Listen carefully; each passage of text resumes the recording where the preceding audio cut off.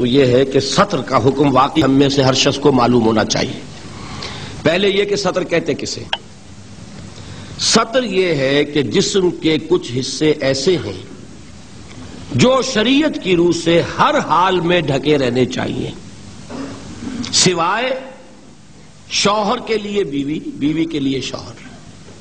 یہ تو چونکہ قرآن نے کہا ہن لباس لکم وانتم لباس لہن، ان کے لیے تو کوئی سطر نہیں ہے۔ لیکن دوسری رعایت کیا ہوگی کہ کوئی سرجن ہو، کوئی ڈاکٹر ہو، اس نے معائنہ کرنا ہو، کوئی ضرورت ہے، لیڈی سرجن نہیں مل رہی ہے تو مرد سرجن سے بھی سرجری کرائی جا سکتی ہے جان بچانے کے لیے۔ لیکن ان دو کے علاوہ کوئی شکل نہیں کہ جسم کا وہ حصہ کھلے۔ مرد کا کیا ہے؟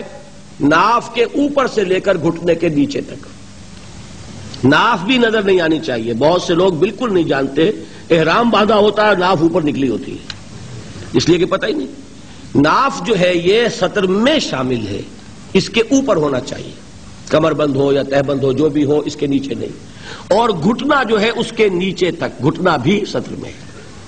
اب نکر وغیرہ جو ہے اس میں یہ سطر نہیں ہوتا، یہ ناجائز لباس ہے، اسلام کی روح سے حرام لباس ہے، اس میں کوئی اختلاف نہیں۔ یہ ہے مرد کا معاملہ۔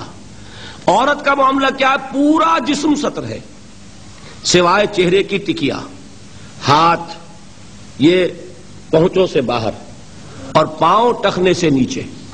یہ میری بہنیں بھی یہاں موجود ہیں، وہ بھی توجہ سے سنیں۔ یہ عورت کا جسم سطر ہے، بال سطر میں شامل ہیں، یہ ڈھکے رہنے چاہیے۔ یہی وجہ ہے کہ عرب ممالک میں وہ رومال کا رواج ہے، ہمارے ہاں دوپٹے کا رواج ہے۔ باقی یہ ہے کہ شوہر کے سامنے کھل سکتا ہے، ڈاکٹر کے سامنے کھل سکتا ہے اس کے علاوہ، لیکن باقی کسی کے سامنے بھی، باپ کے سامنے، بھائی کے سامنے، بیٹے کے سامنے، کسی عورت کے سامنے جسم نہیں کھل سکتا سوائے تین حصوں کے: چہرے کی ٹکیا، پورا سر نہیں، ہاتھ کلائیوں تک اور پاؤں ٹخنوں تک۔ یہ ہے کن کے لیے؟ یہ بھی محرم جو ہیں۔ اب ان کے لیے عورت چہرہ کھلا رکھ کر بھی سامنے آ جائے گی، نامحرم سے چہرہ بھی چھپانا ہے، یہ حجاب کہلاتا ہے، یہ سطر نہیں ہے، یہ حجاب ہے۔ سطر حجاب کا حکم جو ہے وہ سورہ احزاب میں ہے۔ وہ کون ہے محرم جن کے سامنے عورت آ سکتی ہے چہرہ کھول کر؟ اس کی فہرست سورہ نور میں موجود ہے۔ اپنے باپ، شوہر کے باپ، اپنے بیٹے، شوہر کے بیٹے یعنی سوتیلے بیٹے، اپنے بھتیجے، شوہر کے بھتیجے نہیں، شوہر کا بھتیجا نامحرم ہے، اپنے بھانجے عورت کے، شوہر کا بھانجا نہیں، شوہر کا بھانجا نامحرم ہے۔ اس لیے کہ آج شوہر کا انتقال ہو جائے، اس عورت کا نکاح ہو سکتا ہے اس کے بھتیجے کے ساتھ، اس کے بھانجے کے ساتھ۔ ہاں اپنے بھتیجے کے ساتھ کبھی بھی نہیں ہو سکتا، ناممکن۔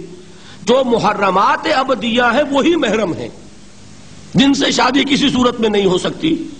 سمجھے آپ؟ اپنے باپ سے نہیں ہو سکتی، اپنے بیٹے سے نہیں ہو سکتی، سوتیلے باپ سے نہیں ہو سکتی، سوتیلے بیٹے سے نہیں ہو سکتی، دادا سے نہیں ہو سکتی، پوتے سے نہیں ہو سکتی۔ یہ آپ گنتے جائیے، جو محرمات ابدیہ ہیں وہی محرم ہے۔